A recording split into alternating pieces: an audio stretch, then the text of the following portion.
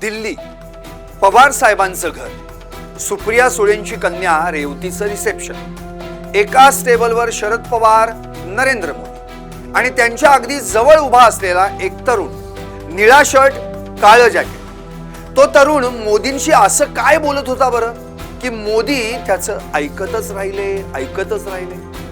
तो तरुण होता तरी कोण आणि मोदी त्याचं का ऐकत होते? पाहुयात या स्टोरी मागची रिअल स्टोरी। पवारांच्या घरात एका तरुणानं मोदींना ऐकवली चक्क फणसाची गोष्ट। नमस्कार, मी संदीप आणि तुम्ही पाहता एलएस मराठी। कोण आहे हा तरुण आणि त्यानं असं काय सांगितलं की मोदी ऐकत राहिले कान देऊन? नाव मिथिलेश देसाई, वय 30 वर्षांच्या आसपास, गाव झापडे, तालुका लांजा, जिल्हा रत्नागिरी म्हणजे कोकण। त्याची ओळख काय तर फणस किंग ऑफ इंडिया अर्थात जॅकफ्रूट किंग। शिक्षण महात्मा फुले कृषी विद्यापीठ राहुरी येथून बीटेक ॲग्रिकल्चरल इंजिनिअरिंग। आता ही पदवी घेतल्यानंतर या पठ्ठ्यानं थेट दिल्ली गाठली। कशासाठी तर UPSCची तयारी करण्यासाठी। 2016 मध्ये अगदी मुलाखतीपर्यंत जाऊन पोहोचला, पण नो सिलेक्शन। मग काय घेतला निर्णय, प्रशासनात जायचं नाही, आता थेट शेतात जायचं। मिथिलेशनं UPSC करणं सोडलं आणि थेट शेत गाठलं। असं काय घडलं? या प्रश्नावर मिथिलेशनं काय दिलंय उत्तर जरा ऐकाच। मी ॲग्रिकल्चरल इंजिनियर आहे। माझं खरं काम लॅबमध्ये नाही तर शेतात आहे। माझ्या वडिलांनी म्हणजे हरिश्चंद्र देसाई यांनी 2000 साली केरळहून फणसाच्या काही जाती आणल्या होत्या। त्यात मी सायन्स, बिझनेस अँड रिसर्च या 3 गोष्टी ऍड केल्या आणि फणसाला बनवलं बिझनेस प्रॉडक्ट। मिथिलेशनं काय केलं? मिथिलेशनं UPSC सोडून फणस पकडला आणि देशभरात फणस किंग ऑफ इंडिया हे नाव कमावलं। जगभरातील 86हून अधिक जातींच्या फणसाची रोपं आणून लावली। लाल, भगव्या, पिवळ्या रंगांची ही झाडं वर्षातून 2दा फळं देतात। जगात फणसाच्या एकूण 128 जाती आहेत।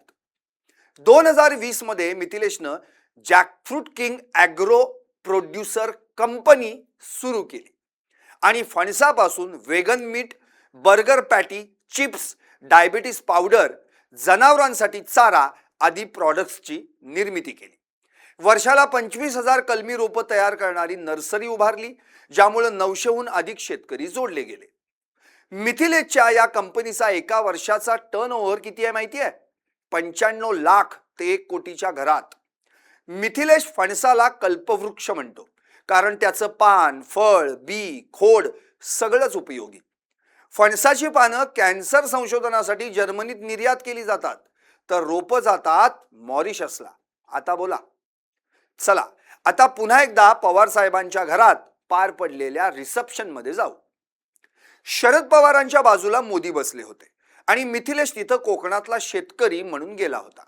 यावेळी त्यानं पंतप्रधान मोदींना फणसावर चाललेले एक्सपेरिमेंट्स, व्हॅल्यू ॲडिशन, एक्सपोर्ट आणि शेतकऱ्यांना मिळणाऱ्या उत्पन्नाबाबत सांगितलं।